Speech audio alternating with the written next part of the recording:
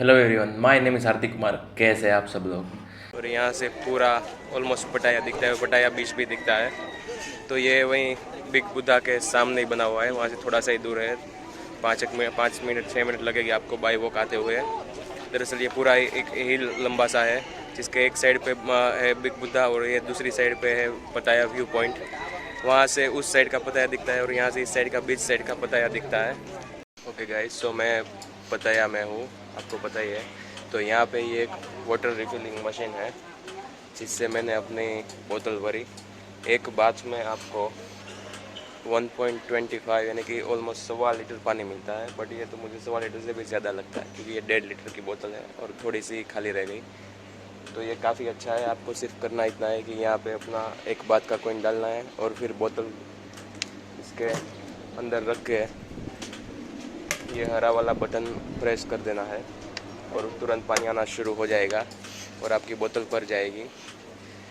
तो ये अच्छी जगह है, मतलब अच्छी चीज़ है, क्योंकि यहाँ पे वरना पानी काफ़ी ज़्यादा महंगा है। ये बोतल मैंने 7-Eleven से तकरीबन 14 बात की, नहीं 13 बात की ली थी, जो कि सबसे सस्ती है 7-Eleven वालों की। वरना 14 बात या फिर 18 बात 20 बात ऐसे ही मिलते हैं। इससे सस्ता पानी नहीं मिलता आधे लीटर वाली, तो वो भी 7-8 बात की मिल जाती है, तो वो तो बहुत ज़्यादा महंगी पड़ती है। उससे बेटर जितनी बड़ी आप ख़रीदोगे उतनी ज़्यादा सस्ती रहेगी। तो ये एक अच्छा है। पहला मुझे देखा बैंकॉक में तो कहीं नहीं दिखा था ऐसा। अयुथया में वैसे है ऐसे काफ़ी सारे, बट पटाया में यह पहला है। तो ये कुछ कुआ बीच होटल वहाँ सामने आपको दिख रहा है, इसी रास्ते पे है और बना हुआ है ये ऊपर।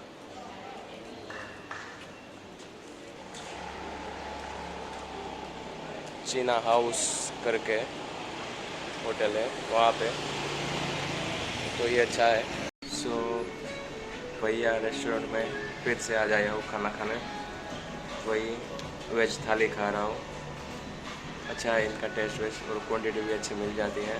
तो आज हालांकि दूसरी सब्ज़ी है तो अच्छा है। रोज़ रोज़ अलग सब्ज़ी होती है, 2 सब्ज़ी, दाल चावल सैलड एंड रोटी रायता। तो अच्छा है, टेस्ट वाइज इनका अच्छा है, क्वांटिटी वाइज भी अच्छा है, तो ट्राई कर सकते हो। हालांकि ये मिक्स है वेज और नॉन वेज दोनों।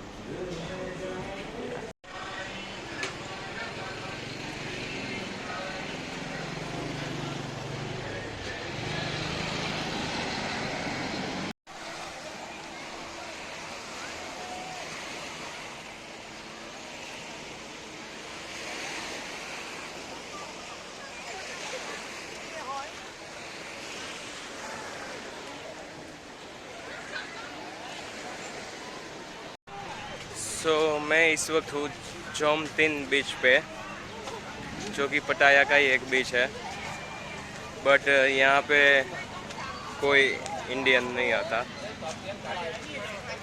जी हाँ, और मुझे जहाँ तक पता है शायद अब तक कोई ब्लॉगर भी नहीं आया, क्योंकि पटाया शहर से थोड़ा दूर है ये, और यहाँ पे इंडियन फूड या वेज फूड कहीं नहीं मिलता। और जितने भी यहाँ मैं ऑलमोस्ट देख रहा हूँ, ज़्यादातर यहाँ के थाईलैंड के लोकल लोग हैं, मतलब दूसरे शहरों में रहने वाले, वो यहाँ आए हुए हैं, और कुछ वेस्टर्न ट्रैवलर्स वगैरह है। तो शायद मैं पहला इंडियन होगा या फिर पहला इंडियन ब्लॉगर जो यहाँ पे आता है ब्लॉग करने के लिए और घूमने के लिए चोमतिन बीच। हालांकि मुझे जाना था फ्लोटिंग मार्केट और टाइगर पार्क। दरअसल मेरी बस है रिटर्न सुवर्ण भूमि की, रात को फ्लाइट है। दरअसल गलती से 5 बजे की बस मैंने बुक करवा दी, थोड़ा जल्दी हो गया। तो अभी मेरे पास ऑलमोस्ट 2-3 घंटे का ही टाइम है वहाँ फ्लोटिंग मार्केट तक जाने का। और ऑलमोस्ट सभी जो यहाँ के लोकल टैक्सी वाले वगैरह है, वो शटल तो यहाँ पे नहीं मिल रहे हैं, मतलब यहाँ बीच तक ही आते हैं जो आते हैं, टुक टुक वहाँ तक नहीं जाते। तो टैक्सी वालों वगैरह से मैं बात किया तो बाइक टैक्सी सभी 100 बात ही बोल रहे हैं, तो वो तो कुछ ज़्यादा ही हो गया। फिर वहाँ फ्लोटिंग मार्केट की एंट्री टिकट 200 रुपये है, वहाँ नहीं जाता। अगर टाइगर पार्क जाता हूँ तो वहाँ पे टाइगर रियल शेर के साथ, बाघ के साथ फ़ोटो खिंचवाने के कुछ 500 बात से लेके 1000 बात तक चार्ज लगते हैं, जैसा बाघ छोटा बड़ा। और फिर वहाँ से यहाँ वापस 5 बजे से पहले आना पड़ता है, तो फिर वो रिस्क ही मुझे लगा, क्योंकि यहाँ से ऑलमोस्ट 5-6 किलोमीटर से ज़्यादा दूर है वो फ्लोटिंग मार्केट और टाइगर पार्क। और फिर वहाँ से फिर ज़्यादा पैसे मांगेंगे तो और ज़्यादा दिक्कत होगी। टैक्सी वाले मजबूरी का फ़ायदा उठाते हैं। तो फिर अब मैं नहीं जा रहा वहाँ, यहीं आ गया। 5 में था ये जोमतीन बीच, तो वहाँ बैग वैग छोड़ दिया उनके ऑफिस पे बस वालों के। तो बस यहीं घूम रहे हैं। यही है जोमतीन बीच। वैसे अच्छा है, यहाँ क्राउड है काफ़ी, बट वो बोट्स वगैरह कम है यहाँ पे। ज़्यादातर लोग नहाने वाले, बीच का मज़ा लेने वाले ही है। तो ये खूबसूरत सा जोमतीन बीच है, जैसा कि मैंने आपको दिखाया, और एक छोटा सा थीम पार्क वहाँ पे बना हुआ है, वहाँ पे आने वाले टूरिस्ट और सब बच्चों वगैरह को खेलने के लिए। तो काफ़ी अच्छा और साफ़ सुथरा बीच है। और मैं आपको बता दूं कि मैं यहाँ तक पहुँचा था कैसे। जैसे आपको मैंने पहले भी एक वीडियो में दिखाया था, जैसे मैं बुद्धा टेम्पल गया था, वैसे ही मैंने अपने हॉस्टल के 5 बीच रोड से एक टुक टुक पकड़ा था, जिसकी मैंने 10 बार टिकट चुका है। और फिर वॉकिंग स्ट्रीट से रास्ता क्रॉस करके दूसरा टुक टुक पकड़ा, जिसकी मैंने एक और 10 बार चुका है, जो मुझे यहाँ जोमतीन बीच तक छोड़ के गया। तो वहाँ से कंटिन्यूसली से मिलते रहते हैं टुक टुक वगैरह। तो थोड़ा सा आपका रिसर्च और गूगल मैप की मदद और थोड़ा सा विज़न आपको काफ़ी सारे पैसे बचाने में मदद कर सकता है। क्योंकि अगर आप प्राइवेट टैक्सी या फिर बाइक टैक्सी वगैरह लेते हैं इस राइड के लिए, तो ये कम से कम आपको 100-150 बात का खर्चा करवा सकते हैं पर हेड। तो इस हिसाब से भी आप कर सकते हैं। तो मैं बैठा हूँ अपने बस के इंतज़ार में। मेरी बस का टाइम है 5 बजे का, अभी 4 बजे है। मुझे जाना है सीधा सुवर्णभूमि एयरपोर्ट, बैंकॉक नहीं जाना। और सुवर्णभूमि एयरपोर्ट बैंकॉक से पहले आ जाता है। दरअसल पटाया और बैंकॉक के बीच में पड़ता है। तो वो बैठ रहे। और जिस बस से मैं यहाँ आया था बैंकॉक से पटाया, वो बस स्टॉप अलग है, वो नॉर्थन पटाया में है और ये साउथन पटाया में है। तो अगर आपको सीधा सुवर्णभूमि एयरपोर्ट जाना है पटाया से, तो आपको यहाँ आना होगा। चमीटी बीच पटाया करके जगह है वहाँ पे। क्योंकि वहाँ से तो बस जो आपको मिलती है वो वहीं बैंकॉक सिटी में जाने के लिए मिलती है, साउथन या फिर मोचित वगैरह जाने के लिए। तो सुवर्णभूमि एयरपोर्ट अगर आपको जाना है वापस यहाँ से सीधा, और वहीं से आपकी फ़्लाइट है रिटर्न की। जैसे मैं आया पहले बैंकॉक फिर पटाया, तो फिर यहाँ से सीधा सुवर्णभूमि, तो यहाँ पे आपको आना होगा, उस बस स्टॉप पे नहीं, जो कि मैं उस वाले वीडियो में आपको बता चुका हूँ, मतलब उस बस स्टॉप वाले। तो थोड़ा सा बता देता हूँ चलो आपको कैसा है बस स्टॉप वगैरह। और बता दूँ कि इसकी टिकट मुझे पड़ी तकरीबन 130 बात की। तो उतनी ही हुई जितनी मेरे बैंकॉक से पटाया आने की हुई थी, तो वो भी 128 हुए थे, मतलब करीब करीब 130 ही बोल सकते हैं उसको भी। और ये भी उतने ही हो रहे हैं। अगर स्पेशल टैक्सी वगैरह करके जाते हैं तो 1000-1500 ऐसे बाद में दाम बोल रहे हैं एयरपोर्ट तक जाने के। तो उससे बेटर है यही है, 4-5 लोग हैं तो भी सस्ता पड़ेगा। और सामान वामान तो अच्छे से रह जाता है अंदर लगेज बॉक्स में। और ऐसी वाली बस है तो कोई दिक्कत है नहीं, काफ़ी कंफर्टेबल रहती है। और सामान यहाँ पे लगेज बॉक्स भी है। अगर आप यहाँ जल्दी आ जाते हैं और आसपास कहीं घूमने जाना हो तो लगेज यहाँ पे छोड़ सकते हैं। 20 बात ली है उन्होंने। मेरा लगेज अभी यहीं पड़ा हुआ है लगेज से बॉक्स सेंटर में, इसी बस स्टॉप के। तो ये अच्छा है। सो मैं बैठा हूँ बस में, 5 बजे की थी, 5 बजे निकली है। वैसे ही है जैसे आया था।